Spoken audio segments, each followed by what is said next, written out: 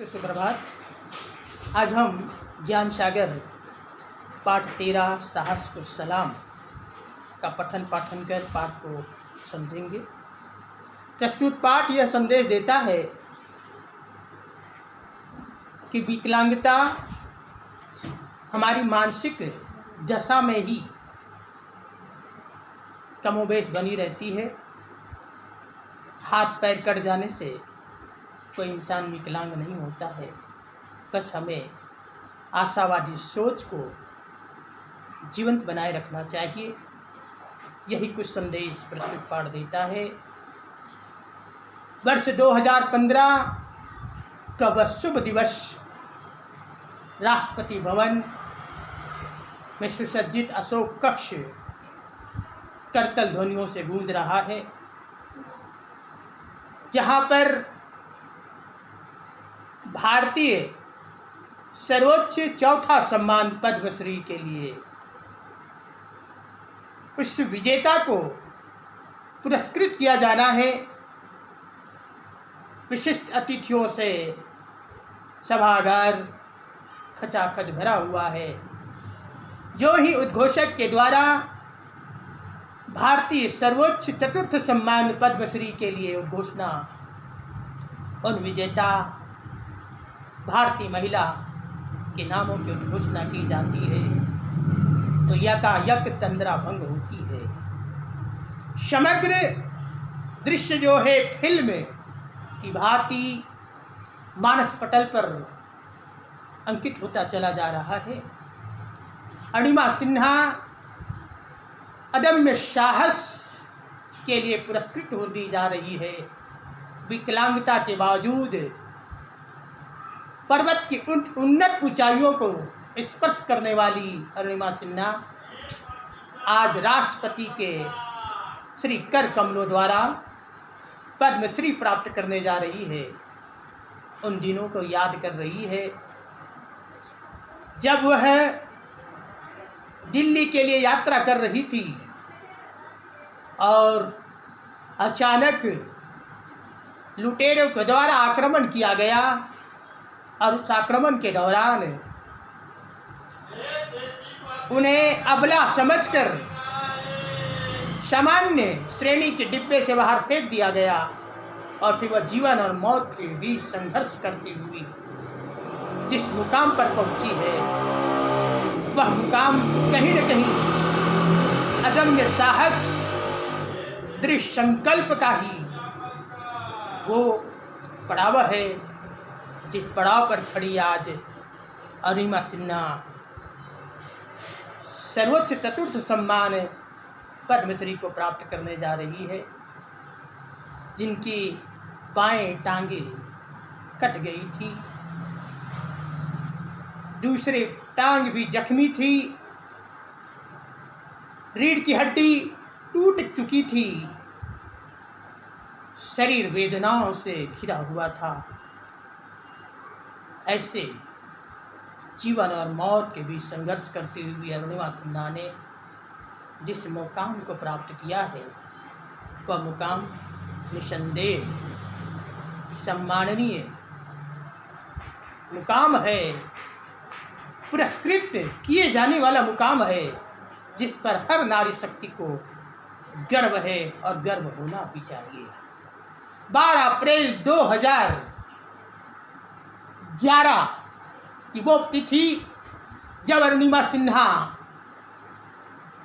दिल्ली के लिए लखनऊ से पद्मावती एक्सप्रेस से यात्रा कर रही थी। नोएडा में फुटबॉल खेला जाना था।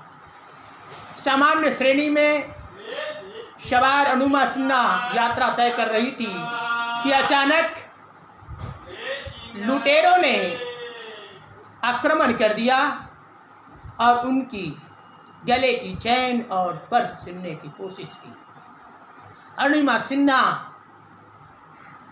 भिड़ गई और उन लुटेरों के बीच, उन लूटमारों के बीच अथक संघर्ष किया, लेकिन उन लुटेरों ने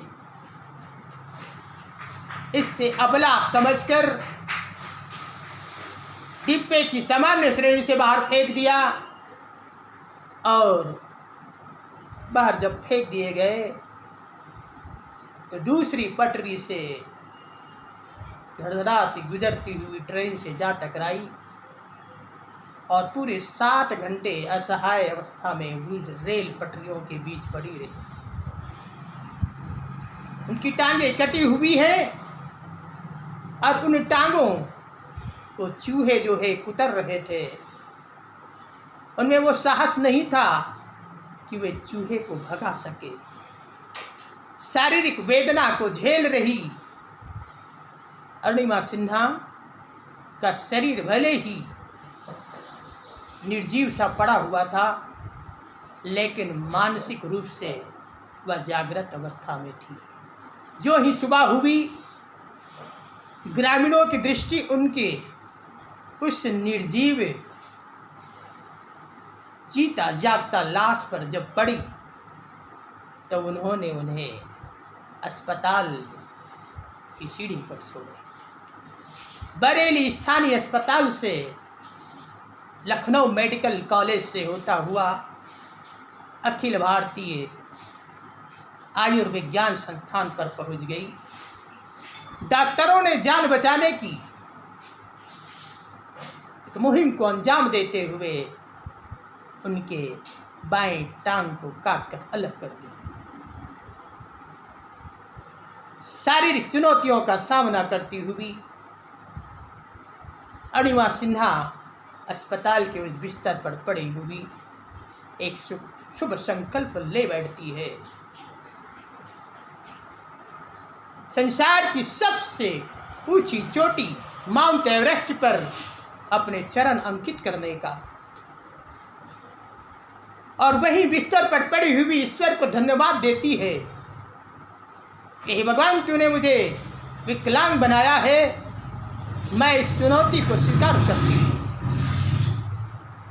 अब मेरी आपसे भेंट संसार की उच्च शिखर माउंट एवरेस्ट पर होगी, वहीं तुझे धन्यवाद दूंगी। यद्यपि कुछ लोगों ने उपहास भी उड़ाया कि जो चलने में असमर्थ हो वो भला पर्वतारोहण कैसे कर पाएगी। जो ही अस्पताल से उन्हें आज़ाद किया गया, सामान्य व्यक्ति जो है घर में आराम करना पसंद करता है, लेकिन अरुणिमा सिन्हा के मन पर वो शुभ संकल्प की यात्रा जीवंत हो उठी थी। वो संसार की सर्वोच्च शिखर पर पहुंचने वाली बचेंद्री पाल प्रेरणा स्रोत से मिलना चाहती थी। उस दुर्गम यात्रा को तय करना चाहती थी। पर्वतारोहण की उन ऊंचाइयों को छूने की मधुर कल्पना जो है वो हिल्लोरे मार रही थी, और वह उससे मिलकर पर्वतारोहण की उन ऊंचाइयों को छूने की हर गूढ़ सीख लेना चाहती थी। कहा भी जाता है जहाँ चाह वहाँ राह। बचेंद्री पाल से उनकी मुलाकात हुई। बचेंद्री पाल ने देखा उनकी शारीरिक चुनौतियों को, शारीरिक दशा और हौसला को। उन्होंने कहा कि तुम्हारा हौसला जो है वो माउंट एवरेस्ट से कहीं बड़ा है। एक दिन तुम्हारा लक्ष्य तुम्हारी कदम में होगी। बस उसी दिन से अरुणिमा सिन्हा ने अथक अपने लक्ष्य पथ पर अग्रसर होने की उस मुहिम पर बढ़ती चली गई। भाई ओम प्रकाश सिन्हा जी का और पूरे परिवार का उन्हें साथ मिला। उनके दृढ़ संकल्प शक्ति के प्रति उनके भरोसों ने खोया हुआ आत्मविश्वास लौटा दिया। जिस ऊंचाइयों को छूने के लिए सामान्य पर्वतारोही 15 मिनट में तय किया करते थे, उन्हें तय करने में अरुणिमा सिन्हा को 2 घंटे से भी अधिक समय लगता था। शारीरिक चुनौतियों के चलते उन्हें कई बार मानसिक विक्षोभ भी हुआ, आत्मग्लानि भी हुई, निराशा भी पैदा हुई, लेकिन अंत में जीत उनकी हौसलों की हुई। लक्ष्य पथ पर आगे बढ़ती हुई अरुणिमा सिन्हा एक दिन उस मुकाम तक पहुंच गई और वह पवित्र तिथि थी 21 मई 2013 की प्रातः है 10:55। अब उस वक्त जहाँ पर संकल्प और दृढ़ निश्चय के बल पर दुनिया की छत पर आलिंगन, तिरंगे का आलिंगन करने के लिए खड़ी हुई है और उन लुटेरों को जवाब दे रही है कि जिसे अबला समझकर रेल के डिब्बे की सामान्य श्रेणी से बाहर फेंक दिया गया था, वही अबला आज उन लुटेरों को यह सबक सिखा रही है कि कोई हाथ पैर कट जाने से विकलांग नहीं होता है, विकलांगता तो मानसिक मनोदशा है। लक्ष्य तय करो और उनके अनुरूप आगे बढ़ो, जुट जाओ, अपने लक्ष्य और अपने बीच किसी चीज को मत आने दो। इतना विश्वास रखो, आपके लक्ष्य की जीत होगी। आपको अपना ध्यान केंद्रित करना होगा कि आपको अपने लक्ष्य पर आगे बढ़ना है और वही लक्ष्य की जीत आपको जीवन में सफलता दिलाएगी। शुभ संकल्प साकार की दौड़ जो है वो जीवंत प्रमाण प्रस्तुत करती है। अरुणिमा सिन्हा के स्वप्न साकार इस बात का जीवंत प्रमाण प्रस्तुत करता है। और एक बात ध्यान में रखिए, खुद पर विश्वास, दृढ़ इच्छा शक्ति और अपने लक्ष्य के प्रति संपूर्ण समर्पण ही सफलता का राजमार्ग है। इस राजमार्ग का आप अनुसरण करिए,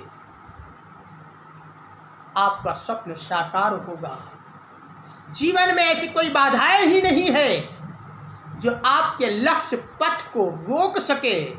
और किसी ने खूब कहा है, बाधाएं कब रोक रखी है, बाधाएं कब रोक सकी है, जीवन पथ पर आगे बढ़ने वालों को मौत कब मार सकी है, लक्ष्य पथ पर मर मिटने वालों को मैं तो यही कहूँगा कि विश्वास, लक्ष्य पथ को पाल कर रखिए। सुबह और शाम लक्ष्य पथ को पाल कर रखिए। सुबह और शाम लक्ष्य पथ पर चलते रहिए। चाहे जीवन में जो भी हो अंजाम, मौत चूमेगी जीवन की हर कदम को, मौत चूमेगी जीवन की हर कदम को। सारी दुनिया कहेगी साहस को सलाम, साहस को सलाम। धन्यवाद।